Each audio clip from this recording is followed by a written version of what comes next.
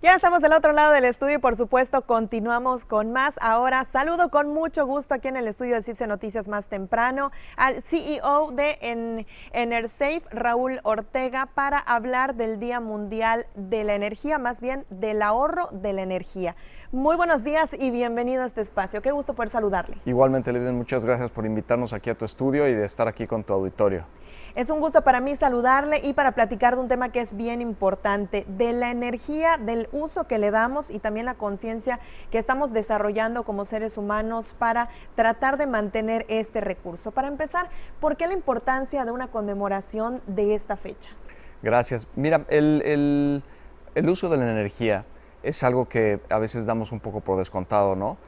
Encendemos el switch de la luz y automáticamente llega la electricidad, pero atrás de todo esto hay toda una infraestructura que se encarga de abastecer ese fluido eléctrico, por así decirlo, o por ejemplo también de toda la cadena de suministro del gas que utilizamos en las casas para calentar el agua o para cocinar. Entonces el uso eficiente de la energía tiene una connotación ambiental muy importante. O sea, como sabemos hoy en día, hay un consenso a nivel mundial del efecto que tiene el cambio climático en el planeta y de cómo el cambio climático está afectándonos, de cómo ese calentamiento y sobrecalentamiento de la Tierra está ocasionando que haya tormentas más extremas, que las temporadas de lluvia de repente se compacten en muy poco tiempo y no deje de llover en muchos días, o que se prolonguen las sequías y que esto afecte pues a las cosechas, a la vida diaria de las personas, a la fauna, a la flora, en fin, el cambio climático es algo que nos está afectando.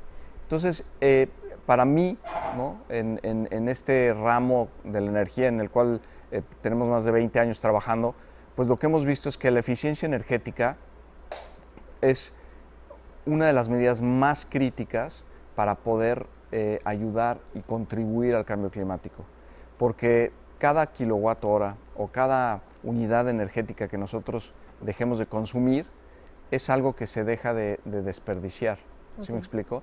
Y que una de dos, o se puede destinar para otro tipo de uso, o se puede eliminar la necesidad de seguir invirtiendo en mayor generación y producción de energía, ¿no? México es un país en donde más del 70% de la electricidad se produce con combustibles fósiles, principalmente gas natural. El gas natural es un combustible relativamente limpio dentro de los combustibles fósiles, es el más limpio, pero no deja de ser un combustible que emite CO2 a la atmósfera y ese CO2 pues afecta al cambio climático. Correcto. Ahora hablábamos, para hacer ejemplos más tangibles, aquí en Yucatán, por ejemplo, acabamos de atravesar por el huracán Milton, que de la nada se convirtió en un super fenómeno natural. Afortunadamente aquí no causó grandes estragos, pero vimos que se formó del otro lado y que rápidamente se convirtió en categoría 5 con elementos demasiado peligrosos para la humanidad. Eso es justamente producto del cambio climático que ya nos decía. Y hablando justamente de un ejemplo ya cercano, hablábamos de México y de cómo producen las energías. Yucatán, ¿cómo va en ese sentido? ¿Cómo estamos en ese contexto de la producción de las energías? Sí, mira, Yucatán se encuentra en un circuito eléctrico que bueno, por sus características geográficas, tiene la península como tal, ¿no? Comprendiendo no solamente el estado de Yucatán, sino también Quintana Roo y Campeche, tiene un crecimiento importante desde el punto de vista en el consumo de energía. Y este enlace eléctrico que existe con el sistema eléctrico nacional tiene mucho tiempo que no se actualiza y que necesita un reforzamiento. Adicionalmente a esto, la electricidad que pagamos en Yucatán es de las más caras del país. Entre la península de Baja California y la península de Yucatán se pagan las tarifas eléctricas más caras. ¿Y por qué? Bueno, pues porque el flujo de la energía cuando viene hacia acá tiene mucha congestión y esto encarece los precios de la energía. Entonces, bueno, la Comisión Federal de Electricidad ha estado haciendo inversiones principalmente en remodelar y repotenciar las plantas eléctricas que están aquí en la península. Sin embargo, hace falta una mejor transmisión y distribución de la electricidad y sobre todo es muy importante que en la península se aprovechen los recursos que se cuentan, ¿no? Como tú lo mencionaste al inicio de la plática, Yucatán tiene el acceso bueno, tiene mucho sol, tiene afortunadamente viento, ¿no? Y todo esto nos puede ayudar a producir electricidad de manera local, ¿no? Con tecnologías de generación distribuida, y de esa manera utilizar los recursos que están dentro de nuestra zona geográfica y evitar la necesidad de tener que estar importando. Y si a esto le sumamos medidas de eficiencia energética para ahorrar y consumir menos electricidad, entonces podemos ser más resilientes, ¿no? Y eso nos puede ayudar.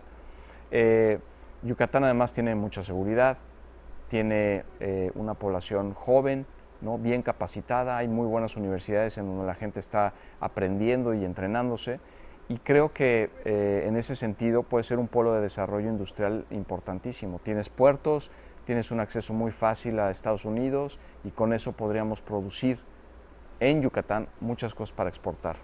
Eso sin duda alguna nos deja un panorama más amplio de cómo funciona la energía, de lo que podemos aprovechar, de los recursos que tenemos en el estado. En el marco de esta importante conmemoración, ¿cuál sería el mensaje en el tema del ahorro de las energías? Pues mira, yo diría, no tengan miedo a ahorrar energía.